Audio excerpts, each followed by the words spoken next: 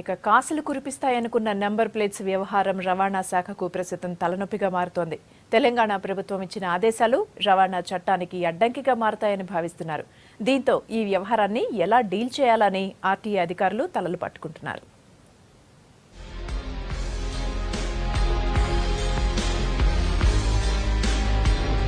Number ప్లేట్ల మార్పు issue continue అవుతోంది. రాష్ట్ర వ్యాప్తంగా మొత్తం 73 లక్షల వెహికల్స్ ఉన్నాయి. వీటన్నింటికీ నెంబర్ ప్లేట్లు మార్చాలంటే దాదాపు 3 ఏళ్లు పడుతుంది. ఇందుకు సరిపడా సిబ్బంది కూడా ఆర్టీఏ ఆఫీసుల్లో ప్రస్తుతం లేరు. ఈ సమయంలో ప్రభుత్వం ఏపీ నుంచి కోడ్ను టీఎస్ గా మార్చుకోవాలని ఆదేశాలు జారీ చేసింది. స్టేట్ డిస్ట్రిక్ట్ కోడ్ నెంబర్ సగం వరకు మార్చడం మోటార్ వెహికల్ యాక్ట్ ప్రకారం కుదరదు. గతంలో ఛత్తీస్గఢ్ లో కూడా అలాంటి నిబంధన తీసుకొచ్చినా ఇప్పటి వరకు దాన్ని అమలు చేయలేదు. ఇలాంటి టైంలో చట్టబద్ధత ఎంతవరకు అనేది చర్చకొస్తోంది.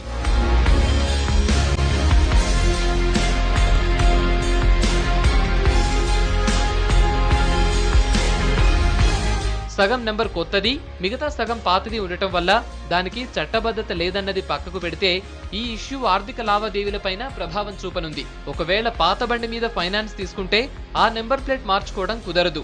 దీంతో కొత్త నెంబర్ మార్చుకునే వెహికల్ ఓనర్ పాత లోన్ తీర్చేసి మళ్లీ కొత్తగా లోన్ తీసుకోవాల్సి ఉంటుందని చెబుతున్నారు అడ్వకేట్స్. నంబర్ ప్లేట్లని మార్చే విధంగా ఉత్తర్వులు ఇవ్వటానికి అధికారం ఇచ్చింది. ఇది నిజానికి చట్టసమ్మతం కాదు. మోటార్ వెహికల్స్ యాక్ట్ ప్రకారం ప్రతి నంబర్ ప్లేట్కి, ప్రతి వాహనానికి ఒక స్టేట్ కోడ్, ఒక డిస్ట్రిక్ట్ కోడ్, సీరియల్ నంబర్ ఉంటాయి. అన్నీ కలిపి ఉన్నటువంటి అంటే state code, district code, serial number ఉన్నటువంటి ఈ నంబర్ ప్లేట్ నంబర్ మారాలంటే ఆ వాహనం రెండో రాష్ట్రానికి వెళ్ళినప్పుడు, ఇతర రాష్ట్రాలకు వెళ్ళినప్పుడు మాత్రమే నంబర్ మారుతుంది. కానీ ఒకే రాష్ట్రంలో ఉన్నటువంటి వాహనం సగం మార్చుకుని సగం మార్చుకోకుండా ఉండే విధానం చట్టసమ్మతం కాదు.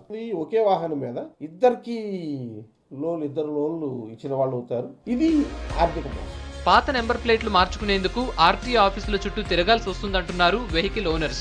ఇది ఆన్లైన్ లో పెడితే కంప్యూటర్ పై అవగాహన లేని వారికి ఇబ్బందులు తప్పవు. ఆర్సీ విషయంలోనూ జనానికి భారం తప్పేలా లేదు. పొద్దున నంబర్ ప్లేట్ మార్చుకోకపోతే పోలీసు వాళ్ళు నీ మీద చర్య తీసుకుంటా ఉంటారు. ఈ నంబర్ ప్లేట్ మార్చుకోవాలి అంటే ఈ యజమాని ఒక 600 నుంచి 800 రూపాయలు ఖర్చు పెట్టి నంబర్ ప్లేట్ తయారు చేయించుకోవాలి. అంతమందికి నంబర్ ప్లేట్ తయారు చేయించగలిగిన శక్తి ఈ నంబర్ ప్లేట్ తయారీదారులకు ఉందా? ఎందుకు ప్రజలు అంత డబ్బు ఖర్చు పెట్టుకోవాలి? రేపు పొద్దున హై సెక్యూరిటీ నంబర్ ప్లేట్ వచ్చినప్పుడు మళ్ళీ ఇంకోసారి ఈ నంబర్ ప్లేట్లు మారాలి. అప్పుడోసారి డబ్బులు ఖర్చు పెట్టుకుని ప్రజల సొమ్మును 100 కోట్ల రూపాయలు అంత ఆర్థిక భారం ప్రజల మీద పెట్టవలసిన అగత్యం ఉందా అనేది మౌలికమైన ప్రశ్న.